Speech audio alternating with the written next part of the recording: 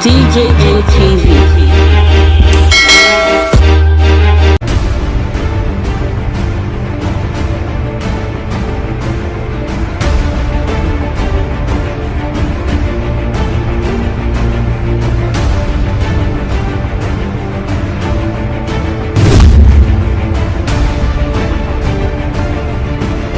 45 senior military officers don't submit their retirement letter for Nigeria.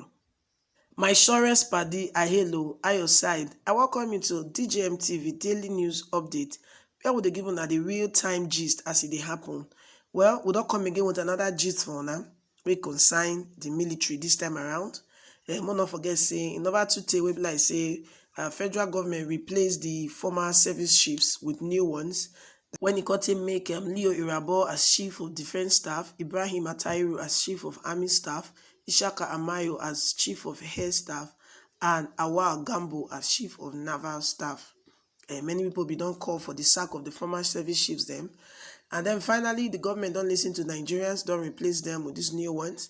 And some of the things then when they go they focused on staff welfare, they will get to make sure say the morale of the officers and the men of the armed forces that they high all the time so that they will feel carry out their duties, and then they will get better welfare package for them plus equipment where they will take do their jobs well. Then another of their agenda now to set plan on how to tackle this Boko issue. We don't do for this country for over 12 years now, and so they expect to conduct an analysis on top of this operation for the Northeast to enable them to improve on their fight against the Boko boys. And then what they expect out of them again now professionalism. The service chief must try to make sure that they're professional for the way they do their work, and they will make sure they don't bow down to political pressure where go feel spoil their work. And they go also make sure they join body with other forces then to make their work easy, because say this I can do it alone mentality they our country well, but we say no man be island, nobody fuck up for heaven. We need each other to survive. So they go make sure say they put body together with other professionals then to carry out their work well. Kabir Adamu will be the security person. Don't say the new service chief, they not be magician. No, not expect them to do abakadabra, what they call them, to just insecurity wahala like that for just one day. But with they patient with them, they go do and small, and at the end of the day, they'll get their desired result. Well, that's now just a highlight for you to know what it is up for the armed forces them. Now to the real gist where they grant 45 senior military officers and don't submit their retirement letters. Somebody go say sure. Why they go submit their retirement letter? Well, first of all, I get one military tactics then when they use. Once they promote somebody to be head of a particular military parastatus like Chief of Defense Staff, Chief of Army Staff, Chief of Naval Staff, Chief of Air Force Staff or Air Staff them. Automatically, every other person where they above that person will be their oga or gas retire. Based on say your junior not fit be your oga, that's a military strategy. Your junior not go fit be your oga. It be like slap on their face, say, my junior not be my oga. No, you guys calm down, like retire, so that junior go see they give respect, say, once a general, always a general. You understand that kind of thing now? So once they bring somebody of a lower level to you as your oga, you guys retire. Well, now voluntary something shall no be by force.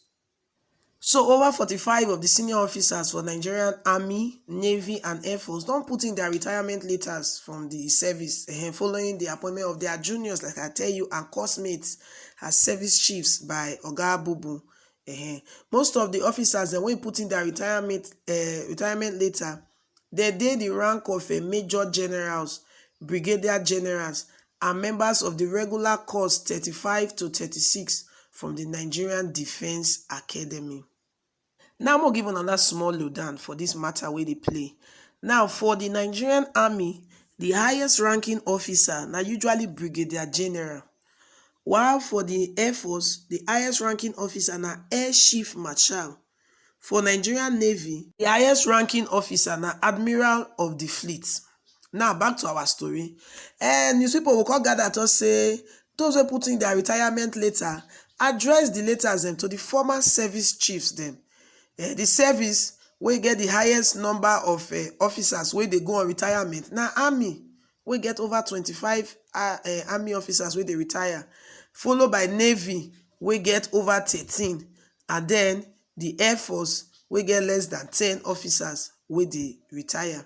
We don gather say although the retirement of these officers no dey unconnected that much with the appointment of the new service chiefs, but their retirement, however, e dey at the discretion of the service chiefs dem wey they just appoint. Now some of them wey fit say, okay, we wan retain some of all these people wey say they wan retire. Some of them of course say they wan retire, but the new service chiefs say, no, abeg, I need your expertise for this matter. One of the retired service chiefs don come outside come talk say the issue of retirement for military na our tradition. You know say sometimes most officers dey pay compliments to their senior wey surpass their rank. Say now wey we say na cost 35 na e come be chief, e dey possible say some of the people dey for cost 33 and 34 they go be brigadier general. Remember I tell say brigadier general na be the highest ranking officer for army, and say e go come happen say you come see major general go dey pay compliment to his senior, because once he be your senior, he go continue to be your senior for life. Say even those wey retire as colonel, say major general go see them and go pay compliment, and they go continue even for retirement. So now the tradition say na so it be. So if as they put major general now as chief of army staff or chief of defense staff, and you will be brigadier general, you not retire, you go dey pay compliment, come be like say you dey pay compliment give your junior. But if you retire comot for the service as colonel self wey be very low rank, say even that major general go see they pay you compliment, say cause say if you did the service before, you for don senior for the service. He say he call dey continue to say he know say the reason why few senior officers say that they willing to continue for the service, say na because they go say these people they bring as service chiefs now, they'll come promote them above their own rank of these senior officers, so that they'll come be either seniors or they'll come be mates for the service. Well, I don't know how you see this tradition where they say if they promote somebody way high pass you for the service, you go retire, or you go dey bear the shame to the salute your junior, or you go dey hope say they go promote your junior may level or a rank may high pass your own. Put your mouth on this matter. How you see am? E dey okay say over 45 of our senior military staffs they retire, even for this time wey be like say insecurity they use hand, they touch ground for Nigeria. Don't forget to like and to share this video. Drop your comment safe for the comment section. We still be your #1 news plug, DJM TV daily news update, where we dey give you the sharp news. Me will bring you this news, so I be your girl and sister, Lauru Favor. DJM TV.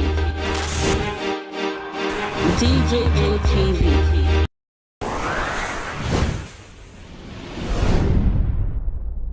People don't say no, they don't like it. Welcome to DJM TV. DJM TV.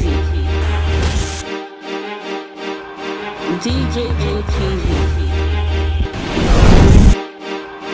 DJM TV.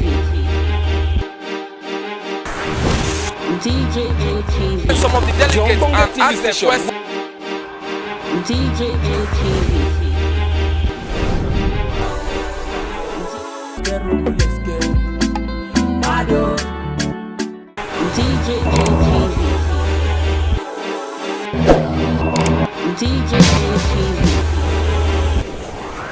DJM TV.